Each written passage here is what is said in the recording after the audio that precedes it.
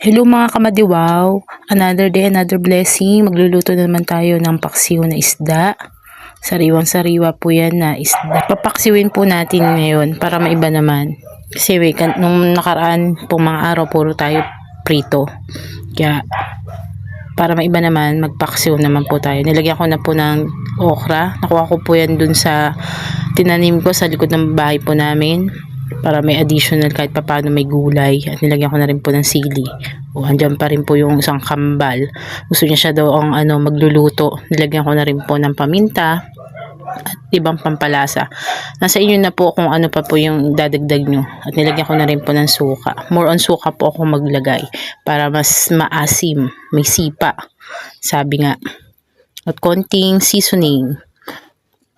At after po nyan, maglalagay na po tayo ng tubig para may konting sabaw ang ating paksiw. Para hindi naman matuyo yung paksiw natin. Kaya kailangan may tubig. Nandiyan po si Gab, yung isa pong kambal. Gusto niyang kumain na. Sabi ko hindi pa nakakaluto. Kaya sabi ko maghintay-hintay lang. Makakaluto rin. Mabilis lang to. Sabi ko sa kanya. Ayan na. Sumasabay din sa pagluluto sa akin. Nilagyan ko na rin po ng tubig. Konting tubig lang po, yung tamang-tama lang po. And after nyan, isa lang na po natin at pakuluin po ng mga ilang minuto.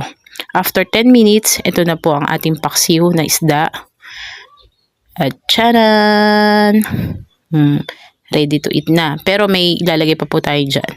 Lagyan pa po natin ng mga 1 tablespoon po na oil or cooking oil para may konting pampalinamnam po sa ating paksiw. Pero mas maganda nga po kung may taba. Pero wala po akong taba ng baboy. Kaya mantika na lang po.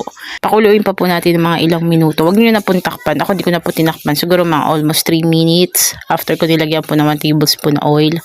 Para may pang malinamnam sa ating panlasa. Thank you for watching mga kamadiwaw.